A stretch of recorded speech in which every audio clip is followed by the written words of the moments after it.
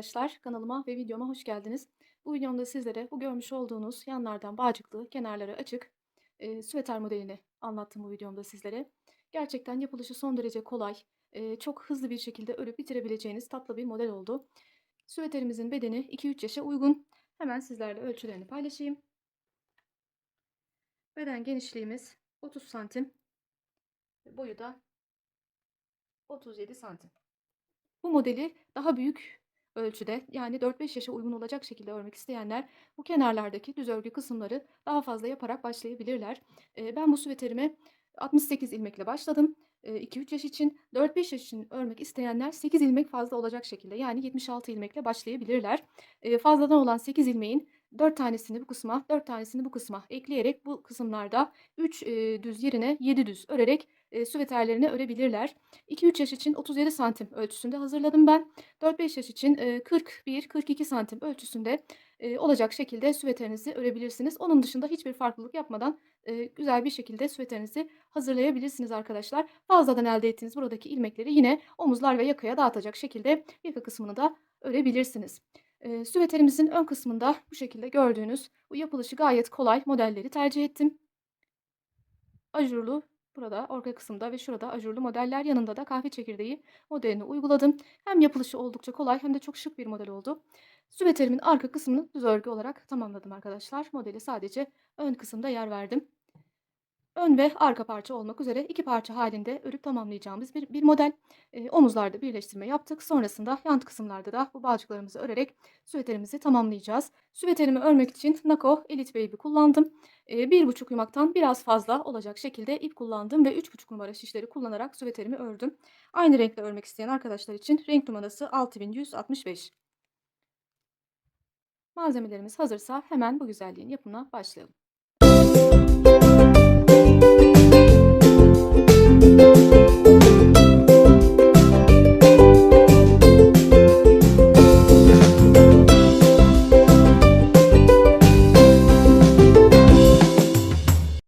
Süveterimizi örmeye ön parçadan başlıyoruz. Ön ve arka olarak 2 parça halinde örüp omuzlarla birleştirme yaparak süveterimizi tamamlayacağız.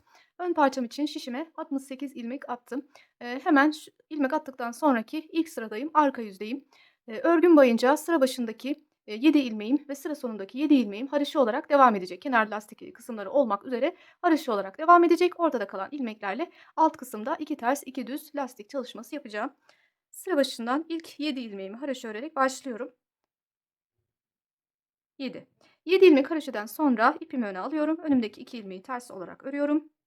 Lastiğime, yani 2 ters 2 düz lastiğime tersle başlıyorum. 2 ters 2 düz 2 ters 2 düz, bu şekilde sırama devam ediyorum. Sıramın sonunda 7 ilmeğim kalana kadar 2 ters 2 düz lastik örerek devam ediyorum. Sıramın sonunda şişimde 7 ilmeğim kaldı. Haroşa olarak örerek sıramı tamamlıyorum. Örgümüz boyunca kenarlar 7 haroşa, 7 ilmek haroşa olarak devam edecek. Böylece ilk sıramı tamamlamış oldum. Ön yüze geçiş yaptım. Şimdi lastiğim 12 sıra olana kadar devam edeceğim. Toplamda 12 sıra olana kadar kenarlar 7 ilmek haroşa, orta kısım 2 ters 2 düz lastik olmak üzere devam edelim. Bu şekilde lastiğimizi tamamlayıp ön yüze geçtiğimizde model kurulumuna başlayacağız. 12 sıra 2 ters 2 düz lastiğimi örüp geldim. Şu an örgümün ön yüzündeyim. Model kurulumuna başlıyorum bu sırada. Sıra başındaki 7 ilmeğimi haroşa örerek başlıyorum.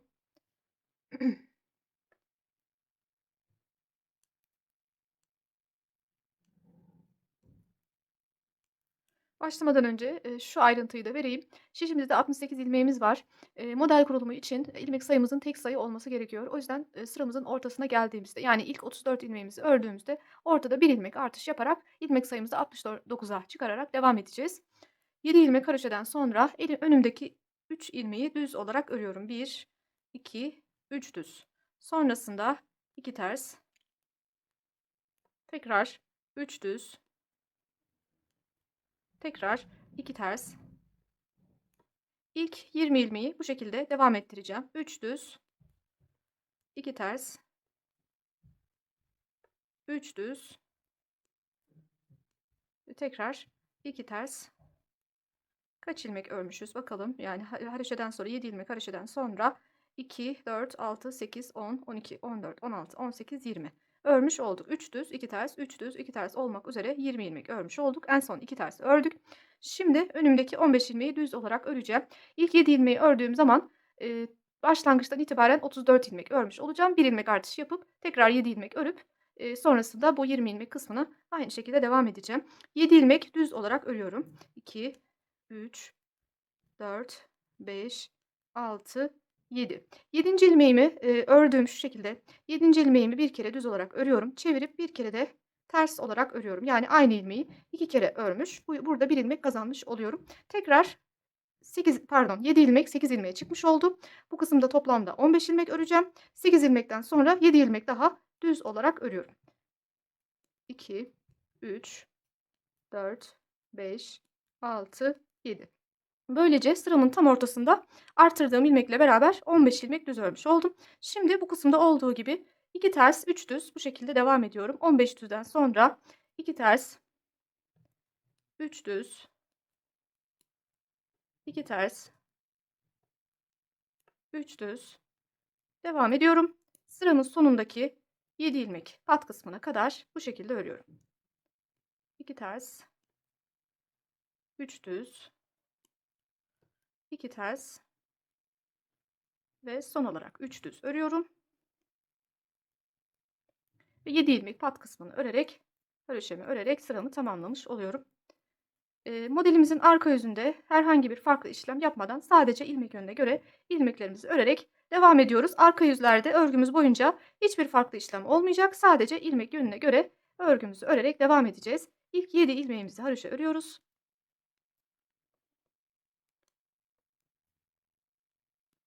Sonrasında önümdeki ters ilmekleri ters örüyorum.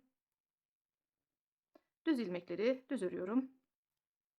Bu şekilde sıramı tamamlayarak tekrar ön yüze gelip devam ediyorum. Sonraki ön yüze geldim. Modelimde ben 3 farklı deseni yan yana uygulayarak ilerleyeceğim. Sıra başından yine ilk 7 ilmeğimizi haroşa olarak örelim. 3, 4, 5, 6, 7. 7 ilmek haroşadan sonra daha önce düz olarak ördüğüm 3 ilmeğimi yine düz olarak örüyorum. Bu kısım 3 düz olarak devam edecek. Yani 7 ilmek haroşadan sonra kenarlarda 3 düz aynı şekilde örgümüz boyunca devam edecek. 3 düzden sonra 2 ters örüyorum. Ve tekrar daha önceki sırada 3 düz olarak ördüğüm kısma geliyorum. Şimdi bu ilmeklerle kahve çekirdeği örgü modelini uygulayacağım. Önümdeki 3 ilmeğin sonuncusunu şöyle bu şekilde diğerlerinin üzerinden geçiriyorum. İlk ilmeği bu şekilde örüyorum. Bir tane dolama yapıyorum ve diğer ilmeği de örüyorum. Bu şekilde kahve çekirdeği modeli uygulayarak devam ediyorum. Tekrar ipimi öne alıyorum. 2 ters örüyorum. Aradaki 2 tersler de sabit bir şekilde devam edecek. Desenler arasında 2 tersler olarak ilerleyecek. Kahve çekirdeği modelini uyguladım. Şimdi bir sonraki 3 düz ilmek kısmındayım. Burada da daha farklı bir işlem yapacağım. Bu 2 tersimi ördükten sonra bir tane dolama yapıyorum. Önümdeki 3 ilmeğin ilkini örmeden bu şekilde şişime alıyorum. Kalan 2 ilmeği ilmeklerimin solundan, bu kısımdan değil şuradan, solundan 2 ilmeğimi birlikte alarak örüyorum. Sonrasında bu ilmeğimi örmeden aldığım şu ilk ilmeğimin altından bu şekilde geçiriyorum. Buradaki 3 ilmeğimi tek ilmeğe düşürmüş oluyorum. Yanında bir dolama yaptım önce. Sonra 3 ilmeği bir ilmeğe düşürdüm. Tekrar bir dolama yapıyorum bu kısımda ve 2 tersimi örüyorum. Bu kısımda her ön yüzde bu işlemi tekrar edeceğiz. Arka yüzde ilmeklerimizi normal şekilde örerek devam edeceğiz. Her ön yüzde bu burgu işlemini yaparak ilerleyeceğiz arkadaşlar. Kahve çekirdeği modelimizi de ön yüzlerin birinde kahve çekirdeği modeli uygulayacağız. Bir ön yüzde uygulayacağız. Bir ön yüzde uygulamadan ilmeklerimizi 3 düz olarak öreceğiz. Bu şekilde ilerleyecek. Şimdi tekrar 3 düz ilmek kısmına geldim. Bir kez daha kahve çekirdeği modelini uyguluyorum. Önümdeki 3 düz ilmeğin sonuncusunu bu şekilde diğerlerinin önüne doğru alıyorum. İlk ilmeği örüyorum düz olarak. Bir tane dolama yapıyorum ve tekrar kalan ilmeği de örüyorum. Tekrar 3 ilmek çıkarmış oluyorum. İpimi öne alıp aradaki 2 ters ilmeğimi örüyorum. Ve böylece İlk 20 ilmeğimi örmüş, aradaki 15 düz ilmek kısmına gelmiş oldum. Bu kısımda ajurlar yapacağımız modeli uygulayacağız. Bu kısımda 15 ilmeğimiz var. Önümüzdeki ilk 5 ilmeği düz olarak örüyoruz. 1, 2, 3, 4, 5. 5 ilmek düzden sonra önümüzdeki 2 ilmeği kesim yönü sağa doğru olacak şekilde birlikte alarak kesiyoruz. Yani ilmeklerimizi böyle bu kısımdan değil, şuradan ikisini birlikte alarak kesim yönü sağa doğru bakacak şekilde kesmiş oluyoruz. Sonrasında bir dolama yapalım. Önümüzdeki bir ilmeği örelim. Tekrar bir dolama yapıyoruz. Yine önümüzdeki 2 ilmeği birlikte alacağız ama bu defa kesim yönümüz sola doğru bu tarafa bakacak şekilde yapacağız. Onun için önümüzdeki ilk ilmeğin yönünü çevirelim. Tabii sizin ilmekleriniz alış yönünüzden dolayı zaten böyle gözüküyorsa çevirmeden önümüzdeki 2 ilmeği bu şekilde birlikte alarak örüyoruz. Ve kalan 5 ilmeği düz olarak örüyoruz. Böylece orta kısımdaki 15 düz ilmek kısmını tamamlamış oluyoruz. İlk sıramızda böyle yapıyoruz. 15 ilmeği tamamladıktan sonra önümdeki 2 tersi yine ters olarak örüyorum ve sıra başında bu kısımda devam ettirdiğim işlemleri aynı şekilde uygulayacağım. 15 ilmeğin yanında bir desen kahve çekirdeği, sonrasında bu ajurlu deseni, sonrasında tekrar kahve çekirdeği uygulamıştım. Bu kısımda da aynı şekilde yaparak ilerliyorum. Önümdeki 3 ilmeği kahve çekirdeği modeli uygulayarak örüyorum. Bu şekilde son ilmeği öne getirip bir ilmek örüyorum, bir tane doluyorum, bir ilmek daha örüyorum ve aradaki 2 ters ilmeğimi örüyorum. Şimdi şuradaki ajur yaptığım deseni uygulayacağız. Bir tane dolama yapıyorum. Önümdeki 3 ilmeğin ilkini örmeden bu şekilde şişime alıyorum. 2 ilmeği ilmeklerimin solundan şuradan birlikte alarak örüyorum. Örmeden aldığım ilk ilmeği diğerlerinin üzerinden bu şekilde geçiriyorum. Tekrar bir tane dolama yapıyorum ve 2 ilmeği ters olarak örüyorum. Şimdi son bir defa kahve çekirdeği modelini uygulayacağım. Önümdeki 3 ilmeğin sonuncusunu öne doğru getiriyorum. İlk ilmeği örüyorum. Bir tane doluyorum ve diğer ilmeği de örüyorum. Bu şekilde modelimi uyguluyorum. Ve sonrasında 2 ters örüyorum. Ve sıranın sonunda 3 düz ilmeği ve sonrasında da pat kısmım kaldı. Sıra başında olduğu gibi bu 3 ilmeği 3 düz olarak örüyorum. Bunun aynı şekilde buralar devam edecek. Kenarlarda 3 düz olmak üzere örgümüz devam edecek. Ve sıramı tamamlıyorum. Sıramı tamamlayıp arka yüze geçiyorum.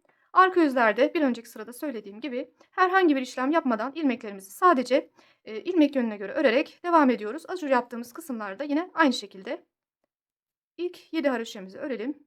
Sonrasında önümüzde 3 ters ilmeklerimizi ters olarak örüyoruz. 3 ters. Sonrasında 2 düz. Bu kahve çekirdeği modeli uyguladığımız 3 ters ilmeğimiz var. Ortadaki ajur yaptığımızla beraber onları 3 ters olarak örüyoruz. 3 ters. Sonrasında 2 düz. Sonrasında ajur uyguladığımız desen var. Yine kenarlardaki doladıklarımızla beraber 3 ters olarak örüyoruz. Yani bu kısma sıra başından itibaren baktığımızda 7 haroşadan sonra 3 ters 2 düz, 3 ters 2 düz, 3 ters 2 düz devam ediyoruz. Ortadaki 15 ilmeği 15 ters, sonrasında yine 3 ters 2 düz, 3 ters 2 düz bu şekilde sıra sonuna kadar tamamlıyoruz. Bundan sonraki bütün arka yüzlerimizi bu şekilde sadece ilmek yönüne göre örerek tamamlıyoruz. Tekrar arka yüzlere değinmeyeceğim. Bu şekilde sıramızı tamamlayıp tekrar ön yüze gelip devam ediyoruz. Tekrar ön yüze geldim. Kenar patımı ördüm. İlk 7 ilmeğimi sırama 3 düz ilmekle başlıyorum. 3 düz, sonrasında 2 ters örüyorum.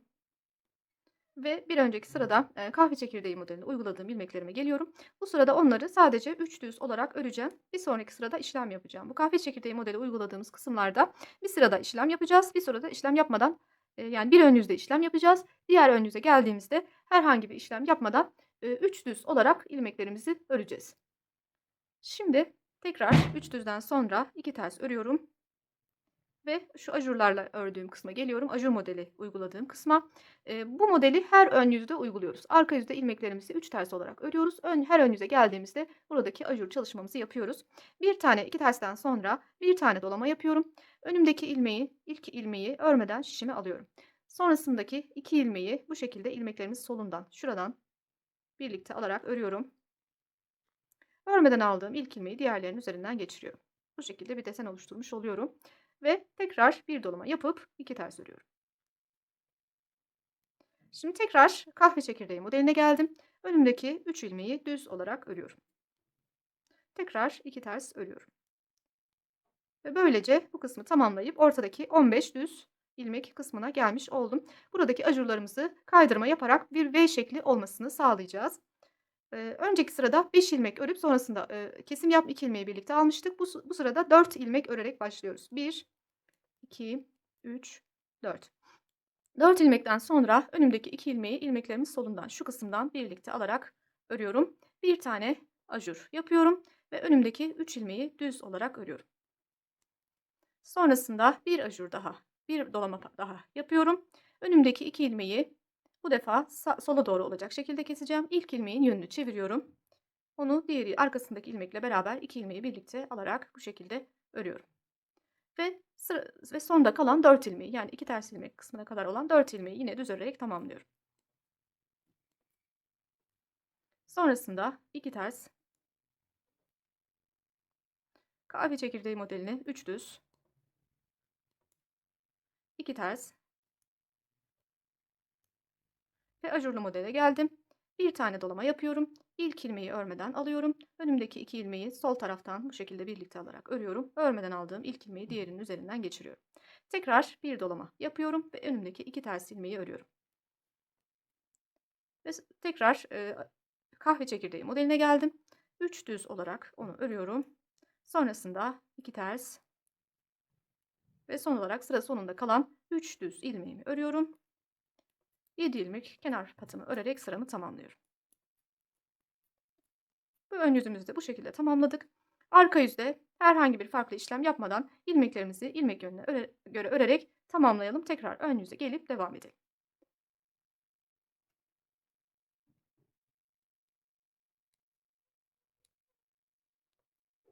Sonraki ön yüzde kenardaki 7 ilmeği haroşemi ördüm. Şimdi 3 ilmek düz örerek başlıyorum.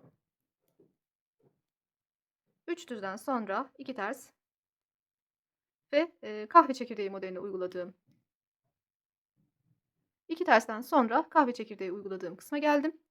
Önceki sırada sadece 3 düz ilmek olarak örmüştüm. Bu sırada işlem yapacağım bu ilmeklerimde. Sondaki ilmeği öne doğru alıyorum. Diğerlerinin önüne geçiriyorum. Bir düz, bir dola, bir düz örüyorum. Ve aradaki 2 ters ilmeği örüyorum. Ve bu ajurlu modelin olduğu kısma geldim. Bir tane doluyorum. Önümdeki ilk ilmeği örmeden aldım. Diğer ikisini bu şekilde soldan, şuradan birlikte alarak örüyorum. Örmeden aldığım ilk ilmeği diğerlerinin üzerinden geçiriyorum. Bu şekilde buradaki desenimiz oluşmaya başladı. Tekrar bir dolama yapıyorum ve 2 ters örüyorum. Şimdi tekrar kahve çekirdeği modeline geldim. Modelimi bu şekilde uyguluyorum. Ve tekrar 2 ters örüyorum. Şimdi orta kısma V ajur yapacağımız kısma geldik. Bu sırada sıra başındaki 3 ilmeğimizi düz olarak örüyoruz. İlk sırada 5 ilmek düz ördük, sonra 4 ilmek, şimdi 3 ilmek düz örüyoruz. Bu şekilde gidiyor. Sıradaki 3 ilmek düzden sonra sıradaki 2 ilmeği sola doğru şuradan birlikte alarak, pardon, sağa doğru, kesim yönü sağa bakacak şekilde kesmiş oluyorum. Bir tane dolama yapıyorum. 1, 2, 3, 4, 5 ilmek düz olarak örüyorum. Tekrar bir dolama yapıyorum ve önümdeki 2 ilmeği bu defa kesim yönü sola doğru bakacak şekilde ikisini birlikte alarak örüyorum. Bu şekilde buradaki V modelimiz oluşmaya başladı. Ve kalan 3 ilmeği düz olarak örüyorum. Bu orta kısmı bu şekilde tamamlamış oluyorum. Şimdi sıra başındaki işlemleri tekrar ederek sıramı tamamlayacağım. 2 ters örüyorum. Önümdeki kahve çekirdeği modelimi uyguluyorum.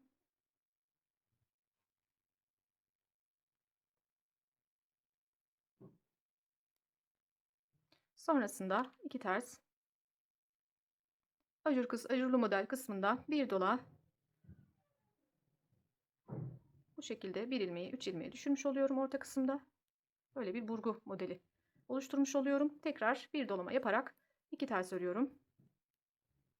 Ve bir kez daha kahve çekirdeği modeline geldim.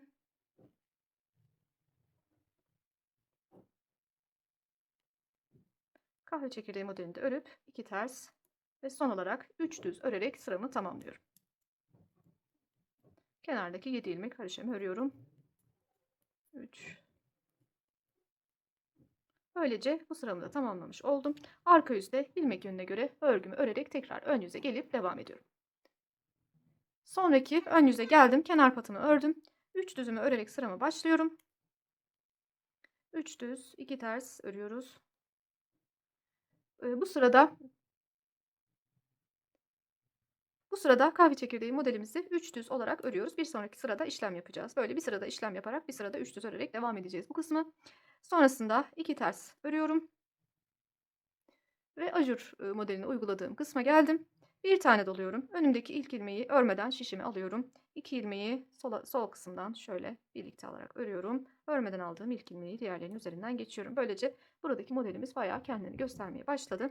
Tekrar bir dolama yapıp 2 ters örüyorum. Tekrar kahve çekirdeği modeline geldim. 3 düz olarak örüyorum ve 2 ters örüyorum. Ve ortadaki ve ajur kısmına geldik. 15 düz ilmek kısmına geldik. Ve bir defa daha buralarda ajur çalışması yaparak ilk motifi burada tamamlamış olacağım. Önümdeki ilk 2 ilmeği düz olarak örüyorum. Önceki sırada 3'tü. Bu sırada 2 ilmek düz ördüm. Şimdi önümdeki 2 ilmeği ilmeklerimin solundan şuradan birlikte alarak örüyorum. Bir tane dolama yapıyorum ve önümdeki ilmeklerimi örüyorum düz olarak. 2, 3, 4, 5, 6, 7. 7 ilmek düz örüyorum. Bir tane dolama yapıyorum ve önümdeki 2 ilmeği bu defa sola doğru bu şekilde birlikte alıyorum. Ve kalan 2 düz ilmeğimi de örüyorum. Böylece bu kısımdaki ilk motifimi tamamlamış oldum. 4 sıra boyunca ajur çalışması yaparak desenimizi bitirmiş olduk. Şimdi önümde 2 ters,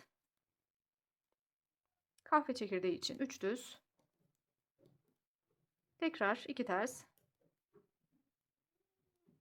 ve ajurlu modelime geldim. Bir doladım. Önümdeki 3 ilmeği bu şekilde tek ilmeğe düşürdüm. Tekrar bir doladım. 2 ters örüyorum. Kahve çekirdeği için 3 düz.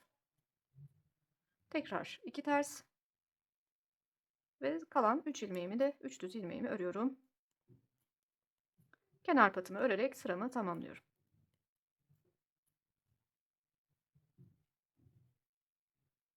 Arka yüzümde örerek tekrar ön yüze geçip devam ediyorum. Böylece bu orta kısımda bir motif tamamlamış olduk. Şimdi bu sırada buradaki ilk sıramıza dönüş yaparak baştan beri ördüğümüz sıraları tekrar ederek ikinci bir motif oluşturarak devam edeceğiz. Bu sırayı da birlikte örelim.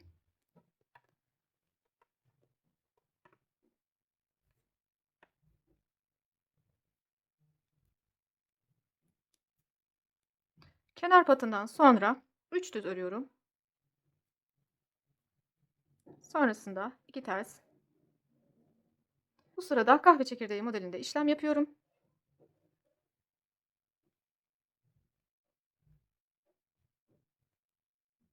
Tekrar 2 ters örüyorum. Ve ajurlu modele devam ediyorum. Her ön yüzde bu şekilde modelimi uyguluyorum.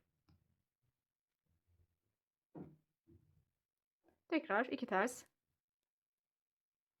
Ve bir kez daha kahve çekirdeği uyguluyorum. 1, 2, 3 ve 2 tersimi örüyorum. Böylece orta kısma gelmiş oldum. Bu modelimizin orta kısmında ilk sırada sıra başında 5 ilmek örmüştük. Sonrasında 2 ilmeğimizi birlikte almıştık. İlk sıraya dönüş yapmış olduk. Tekrar önümüzdeki 5 ilmeği düz olarak örüyoruz. 3, 4, 5.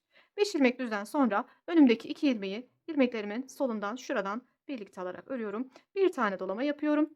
Buradaki ortadaki bir ilmeği düz olarak örüyorum. Tekrar bir tane dolama yapıyorum. Önümdeki 2 ilmeği bu defa bu şekilde kesim yönü sola doğru olacak şekilde kesiyorum ve kalan 5 ilmeği örüyorum. 2, 3, 4, 5.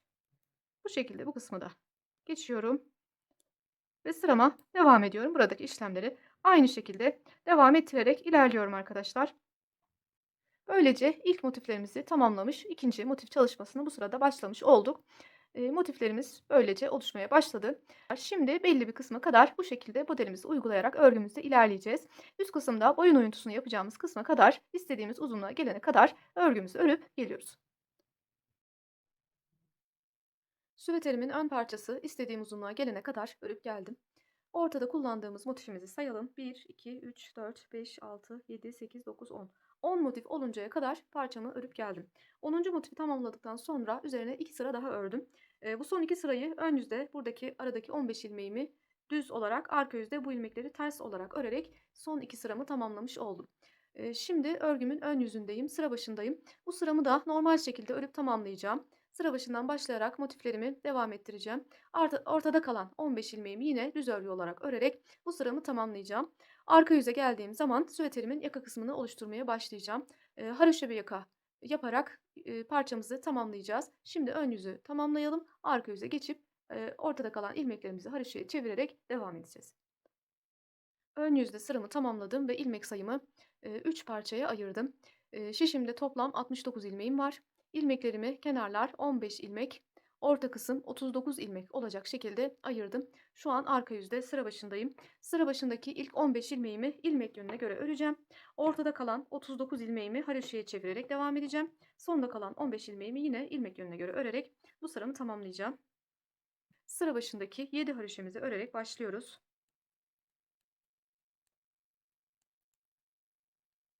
7 haroşadan sonra ilmek yönüne göre örüyorum. Yani motiflerimi burada devam ettiriyorum. Örgümün sonuna kadar bu kısım böylece devam edecek. Bu şekilde 15 ilmek ördükten sonra önümdeki 39 ilmeği haroşa olarak, yani düz olarak örüyorum. Ortadaki 39 ilmeğimi haroşa ördükten sonra sıramın sonunda kalan 15 ilmeğimi yine ilmek yönüne göre örerek sıramı tamamlıyorum.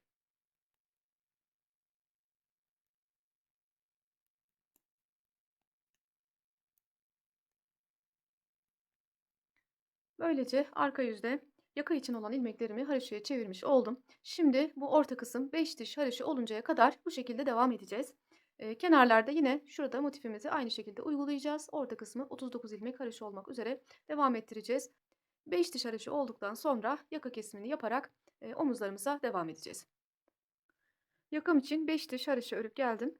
İlmeklerimi tekrar ayırdım. Omuzlarım için 22 ilmek ve yaka kısmı için de 25 ilmek olacak şekilde ilmeklerimi ayırdım. Şu an ön yüzde sıra başındayım. Bu sırada ilk 22 ilmeğimi öreceğim. Sonrasında yakam için 25 ilmek kesim yapacağım. Sonrasında 22 ilmek diğer omzuma devam edeceğim. Ve bundan sonra yaka kesimini yapıp omuzlarıma ayrı ayrı devam ediyor olacağım. Şimdi sıra başındaki ilmeklerimizi, 22 ilmeğimizi örüp şu kısma geliyoruz. İlk omzumu ördükten sonra yaka ilmeklerimi keserek devam ediyorum. Örerek kesme tekniğiyle yaka ilmeklerimi kapatacağım. Sıra başındaki ilk ilmeğimi örüyorum. Bir ilmek daha örüyorum. İlk ilmeği diğerinin üzerinden bu şekilde geçiriyorum. Bir ilmek örüyorum. Önceki ilmeği diğerinin üzerinden bu şekilde geçiriyorum. Bir ilmek örüyorum. Bir ilmek kesiyorum. Bir ilmek örüyorum. Bir ilmek kesiyorum. Bu şekilde kesim işlemini tamamlıyoruz. Sıramızın sonunda şişimizde 22 ilmek kalana kadar kesim işlemine devam ediyoruz. Yaka kesimimizi tamamladıktan sonra kalan bir ilmeği sol şişimize alıyoruz. Onu omzumuzun ilk ilmeğiyle birlikte şuradan şöyle birlikte alarak yok etmiş oluyoruz. Ve omzumuzu örerek sıramızı tamamlıyoruz. Şimdi bir süre bu omzumuzu örerek devam edeceğiz. Diğer omuz şişimizin üzerinde bekleyecek. Omzumuzu parçamızın boyu istediğimiz uzunluğa gelene kadar örüp tamamlayacağız. Bunu tamamladıktan sonra ipimizi tekrar şu kısma bağlayarak diğer omzumuzu da bitirerek parçamızı tamamlamış olacağız. Şimdi istediğimiz uzunluğa gelene kadar bu şekilde omzumuzu örüp devam ediyoruz. Süveterimin ilk omzunu tamamlayıp geldim. Yaka kesimini yaptıktan sonra 2, 4, 6, 8, 9. 9 haroşa diş oluncaya kadar omzumu örüp tamamladım. İlmeklerimi kesmeden şişim üzerinde bekleteceğim. Şimdi ipimi şu kısma, şuraya bağlayarak buradan diğer omzumu örmeye başlıyorum.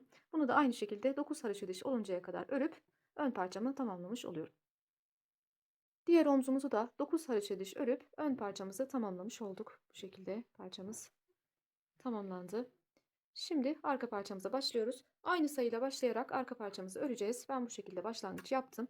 68 ilmek atarak parçama başladım. Aynı şekilde lastik kısmını ördükten sonra arka parçayı düz örgü olarak örerek tamamlayacağız. Arka parçamız ön parçadan bir miktar daha uzun olacak. Birkaç santim daha uzun olacak. Şimdi arka parçamız istediğimiz uzunluğa gelene kadar örüp gelelim. İstediğimiz uzunluğa geldiğinde yine aynı şekilde yaka çalışmasını yaparak parçamızı tamamlayacağız. Süveterimin arka parçasını istediğim uzunluğa gelene kadar örüp geldim. Bu yandaki haroşeleri saydığım zaman 52 haroşe, 52 haroşe diş oluncaya kadar örüp geldim. Son haroşemi bitirdikten sonra bir ön yüz daha ördüm. Şu an arka yüzde sıra başındayım. Ön parçada olduğu gibi arka yüzde ortada kalan ilmeklerimizi haroşeye çevirerek yakamızı örmeye başlayacağız. Bu parçamız 68 ilmek, ön parçamız 69 ilmek ile örmüştük. Bir ilmek arttırma yapmıştık. Onun için bu ortada kalan ilmek sayısı önden bir ilmek daha eksik olacak. Bunun dışında bir fark olmayacak yaka kısmında. Şişimdeki 68 ilmeğimi omuzlar 15 ilmek ve ortada kalan ilmeklerde 38 ilmek olacak şekilde ayırdım. Şimdi arka yüzde bu sıradan itibaren ortadaki 38 ilmeği haroşaya çevirerek örgüme başlıyorum. Önüne aynı şekilde ortadaki haroşa kısım 5 haroşa diş oluncaya kadar örgüme devam edip geliyorum. Parçamın yaka kısmı 5 haroşa diş oluncaya kadar örüp geldim. Ve ilmeklerimi ön parçada olduğu gibi 3 parçaya ayırdım. Omuzları 22 ilmek ve yaka kısmını da 24 ilmek olmak üzere ayırdım. Ön parçada bu kısım 25 ilmekti. İlmek sayımız bir eksik olduğu için bu parçada bu kısım 24 ilmek olmuş oldu yaka kısmı. Şimdi örgümün ön yüzündeyim. Sıra başından ilk omzumu örüyorum. Ortadaki yaka ilmeklerimi 24 ilmeğimin kesimini yapıyorum. Sonrasında diğer omzumu da örerek sıramı tamamlamış oluyorum ve bu omzumu örerek devam ediyorum. Ön kısımda omuzlarımızı yaka kesimini yaptıktan sonra şuradaki haroşa sıralarını saydığımızda 9 haroşa diş oluncaya kadar örmüştük. Bu arka parçamızda 4 haroşa diş yeterli olacak. Yani bu sıradan sonra kesimini yaptıktan sonra buradaki haroşa diş sayısı 4 oluncaya kadar omzumu örerek tamamlamış olacağım. İlmeklerimi kesmeden bekleteceğim ve tekrar ipimi şu kısma bağlayarak diğer omzumu da aynı şekilde örerek parçamı tamamlamış olacağım. Sonrasında ön ve arka parçalarımızı omuzlarda birleştirme yapacağız. Yan taraflarda da bağcıklarımızı örerek süveterimizi tamamlamış olacağız.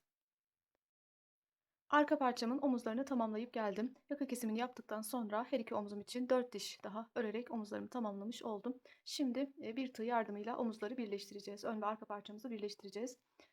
Parçalarımızı bu şekilde üst üste yerleştiriyoruz. Yani ön yüzler içte kalacak şekilde bu şekilde yerleştiriyoruz.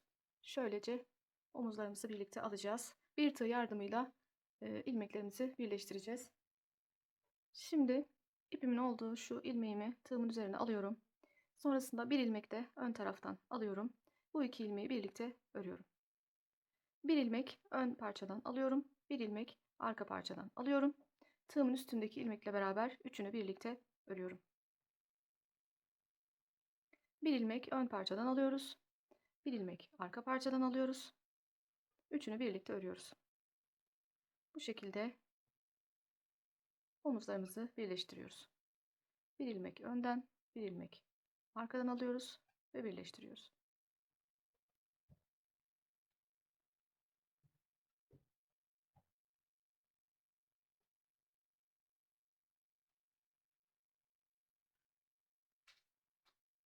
Bu şekilde her iki omzumuzun birleştirmelerini tamamlayıp geliyoruz. Süveterimizin omuzlarını birleştirdik. Şimdi geriye yan bağcıklarını yapmak kaldı. Onları da yapıp süveterimizi hazır hale getirmiş olacağız. Şöyle şu şekilde arka kısım biraz daha uzun olacak şekilde hizaladık. Şimdi şu alttan ilk haroşa dişten itibaren saydığımda 28 haroşa diş sayıp ben işaretleyicimi taktım. Bu kısımda bağcık çalışması yapacağım. Aykor tekniğini kullanarak bağcıklarımızı oluşturacağız. Ve aynı şekilde şöyle arka parçayı da hizalayarak aynı noktadan bir işaretleyici de arkaya taktım. Her iki tarafta birer bağcık yaparak tamamlamış olacağız. Karşı tarafta da yine aynı şekilde olacak. Şimdi bu işaretlediğim noktadan ilmeklerimi çıkaracağım. 3 tane ilmek çıkaracağım burada. O ilmeklerle de I-cord yani 3 boyutlu bir bağcık çalışması yapacağım. Şu kısımdaki ipimizi hafifçe uzun tutarak tığ yardımıyla şuradan ilk ilmeğimizi çıkarıyoruz. 1, 2 ve 3. Buradan 3 ilmek çıkartıp bu ilmeklerimizi şişimizin üzerine alıyoruz. Yalnız şişimizin üzerine alırken böyle bu taraftan değil de şöyle tersten şuradan ilmeklerimizi alacağız.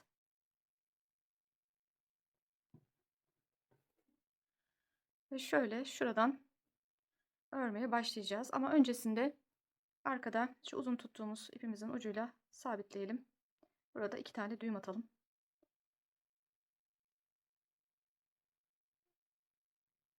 Şimdi işaretleyicimizi buradan alalım. Bu ilmeklerimizi bu kısımdan örmeye başlıyoruz. Misinalı şişe ihtiyacınız yok. Dilerseniz uzun şişlerle de aynı işlemi yapabilirsiniz. Şimdi ilmeklerimizi bu şekilde aldıktan sonra, ördükten sonra her defasında soldaki şişimizin üzerine tekrar bu ilmeklerimizi alacağız. İpimiz böyle bu yönde kalmış olacak. Bu kısımdan örmeye devam edeceğiz.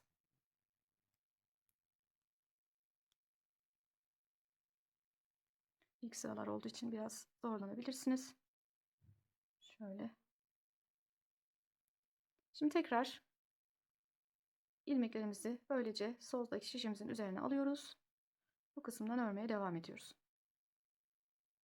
Sürekli bu işlemi tekrar ederek 3 boyutlu bağcığımızı oluşturuyoruz.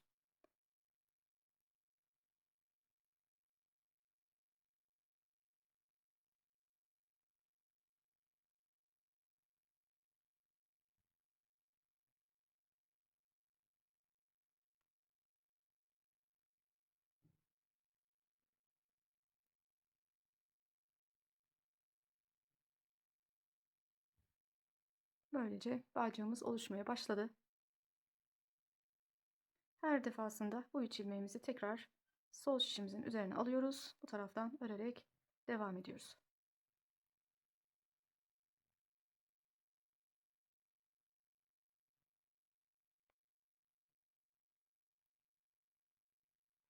Bağcıklarımızı 35 santim kadar öreceğiz. İşaretlediğimiz noktalarda ön ve arka parçada 4 tarafta bağcık yaparak süveterimizi tamamlamış olacağız. Son olarak bağcıklarımızı örerek 2-3 yaşa uygun olarak hazırladığımız süveterimizi tamamladık. Hem yapılışı son derece kolay hem de çok kullanışlı bir model oldu. Dilerseniz video başında söylediğim şekilde sayıları arttırarak boyunu da daha uzun yaparak daha büyük çocuklarınız için de örebilirsiniz. Yan taraflarındaki bağcıklarımızı da şöyle güzelce fiyonk yaparak kullanabiliriz. Kanalıma ücretsiz bir şekilde abone olabilirsiniz. Abone olduğunuzda zil simgesine dokunup bildirimleri açarak yeni videolarımdan anında haberdar olabilirsiniz. Her zaman yorumlardan bütün sorularınız için bana ulaşabilirsiniz. Yeni bir örgü videosunda tekrar görüşmek dileğiyle. Hoşça kalın.